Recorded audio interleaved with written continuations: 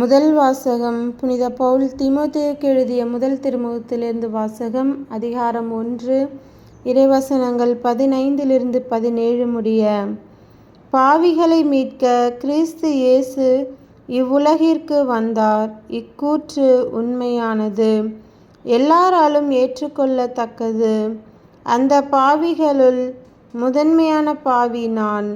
ஆயினும் கடவுள் எனக்கு இறங்கினார். நிலைவாழ்வை அடைய இயேசு கிறிஸ்துவிடம் நம்பிக்கை கொள்ள இருப்போருக்கு நான் முன்மாதிரியாய் விளங்க வேண்டும் என்பதற்காக முதலில் என்னிடம் தம் முழு பொறுமையை காட்டினார்.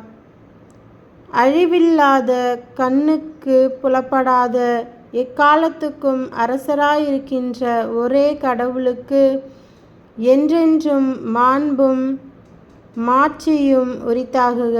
ஆமேன். ஆண்டவரின் அருள்வாக்கு. இறைவா உமக்கு நன்றி. நற்செய்தி வாசகம். புனித லூக்கா எழுதிய நற்செய்தியிலிருந்து வாசகம். அதிகாரம் 6, இறைவசனங்கள் 43-49 முடிய. கெட்ட கனிதரும் நல்ல மரமும் இல்லை, நல்ல கனிதரும் கெட்ட மரமும் இல்லை. ஒவ்வொரு மரமும் அதனதன் கனியாலே அறியப்படும்.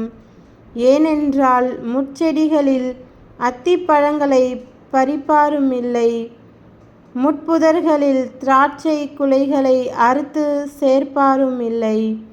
நல்லவர் தம் உள்ளமாகிய நல்ல கருவூலத்திலிருந்து நல்லவற்றை எடுத்து கொடுப்பர். தீயவரோ தீயதினின்று தீயவற்றை எடுத்து கொடுப்பர்.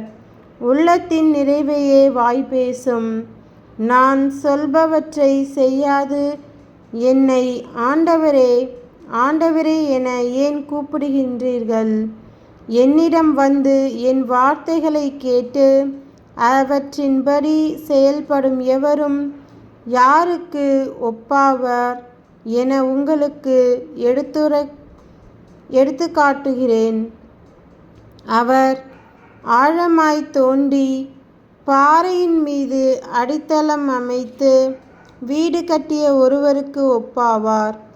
வெள்ளம் ஆறாக பெருக்கெடுத்து அந்த வீட்டின் மேல் மோதியும் அதை அசைக்க முடியவில்லை, ஏனென்றால் அது நன்றாக கட்டப்பட்டிருந்தது. நான் சொல்வதை கேட்டும் அதன்படி செயல்படாதவரோ அடித்தளம் இல்லாமல் மண் மீது வீடு கட்டியவருக்கு ஒப்பாவார்.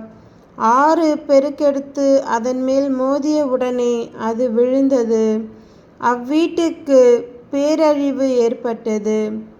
கிறிஸ்துவின் நற்செய்தி. கிறிஸ்துவே உமக்கு புகழ்.